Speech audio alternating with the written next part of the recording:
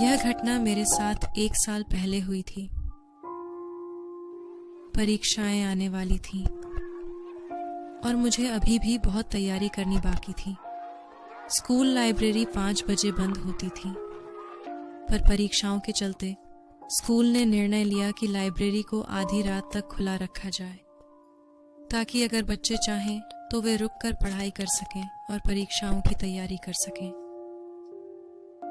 मेरा घर स्कूल से दूर नहीं था, इसलिए घर पर पढ़ने के बजाय मैंने शांत माहौल में पढ़ना पसंद किया।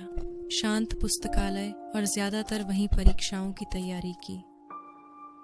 उस दिन मैं शाम के 6 बजे घर से निकला और जल्दी ही लाइब्रेरी पहुंचकर पढ़ाई शुरू कर दी। मैं पढ़ाई में इतना खो गया था कि मुझे पता ही नहीं चला कि अब 10 बज चुके हैं। मैं पहले कभी पुस्तकालय में इतनी देर नहीं रुका था। आमतौर पर मैं 8 बजे घर निकल जाता हूँ। रात के 8 बजे भी पुस्तकालय में कुछ न कुछ छात्र मौजूद रहते थे, पर 10 बजे वहाँ पूरी तरह सन्नाटा था। मेरे पास 10 से 15 मिनट का काम बचा था, इसलिए मैंने सोचा कि इसे जल्दी खत्म करके घर लौट जाऊं। मैं काम में खोया था, तभी किसी के लंगड़ाने की आवाज आई।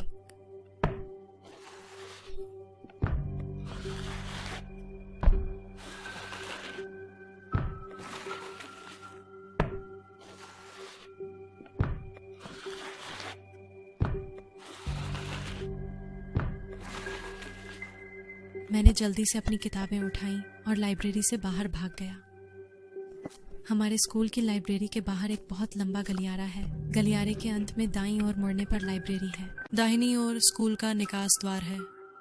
मैं गलियारे से होकर तेजी से निकास द्वार की ओर बढ़ रहा था। तभी मैंने देखा कि गलियारे के अंत में एक महिला खड़ी थी।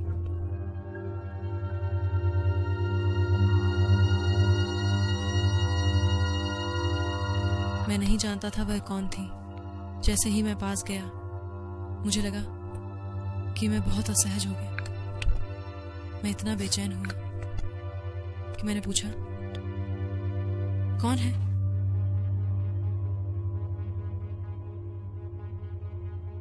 मेरे ऐसा कहते ही वो कुछ ही सेकंड में गायब हो गई। मैंने राहत की सांस ली और बाहर निकल गया। थकान और भूख के कारण मुझसे ठीक से चला भी नहीं जा रहा था, पर मैंने देखा कि सड़क पर सन्नाटा था और वह पूरी तरह से खाली थी, जो बहुत अजीब था, क्योंकि यह सड़क अक्सर बहुत व्यस्त रहती है। रात में भी आप लोगों को सड़क पर चलते हुए देख सकते हैं। घबराहट और डर के कारण मैं चलते समय जमीन की ओर देखता रहा। मैं घर के करीब ही था कि अचानक जमीन पर एक परछाई दिखी जो मेरी तरफ बढ़ रही थी। भले ही मेरे आसपास कोई नहीं था।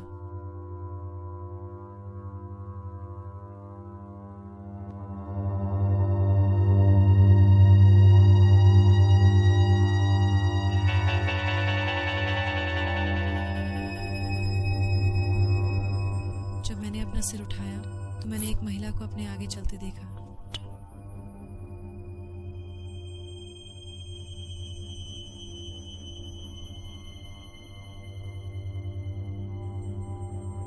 वह मुझे बहुत अजीब लगी। वह ऐसी दिख रही थी जैसे वह विकलांग हो और उसे चलने में परेशानी हो रही थी, और वह इतनी धीरे चल रही थी कि मैं तुरंत ही उसके पास पहुंच गया।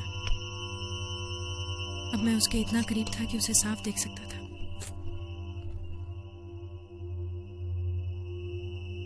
उसने बहुत ही फटे और गंदे कपड़े पहने हुए थे और उसके हाथ और पैर मुड़े थे और उसके बाल बिखरे थे। मुझे यह इतना अजीब लगा कि मैं वहीं रुक गया। मेरा मन कह रहा था लगातार कि इस महिला की ओर ज्यादा करीब बिल्कुल मत जाना। मुझ में उसे पीछे छोड़ने की हिम्मत भी नहीं थी और आगे जाने की।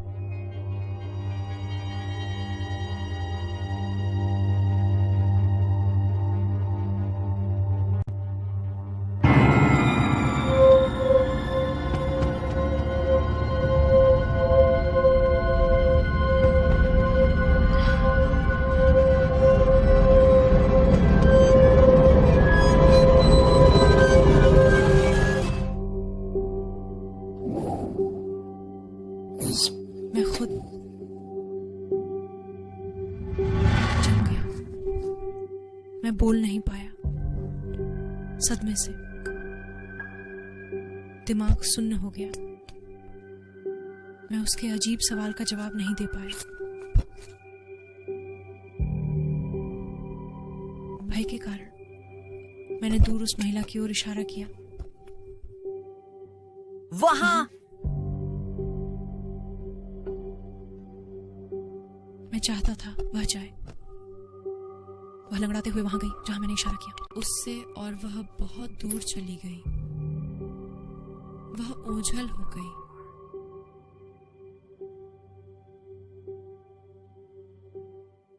मुझे इस बात का बहुत डर था कि वह फिर से मेरे सामने आ जाएगी, इसलिए मैं पूरी ताकत से भागने लगा। उस समय मेरा दिमाग कुछ और नहीं सोच पा रहा था, बस किसी को ढूंढने के जो मेरी मदद कर सके, कोई भी। और फिर उसी पल मैंने उस महिला को सुना, दूर से चिल्लाते हुए।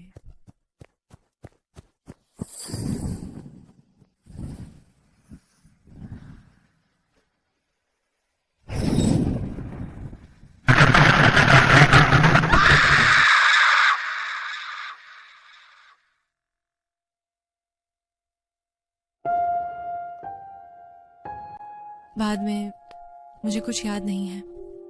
जब मुझे होश आया तो मुझे पता चला कि मेरे पड़ोसी ने मुझे जमीन पर बेहोश पाया और मुझे घर ले आया। उसने मुझे बताया 1998 में 32 साल की एक महिला थी, अगाथा। उसकी 10 साल की एक बेटी थी जो ईडन हिल स्कूल जाती थी। एक दिन अपने दोस्तों के साथ खेलते हुए उसका हादसा हुआ और उसकी मृत्यु हो गई। अगाथा अपनी बच्ची को खोने का दुख बर्दाश्त नहीं कर सकी।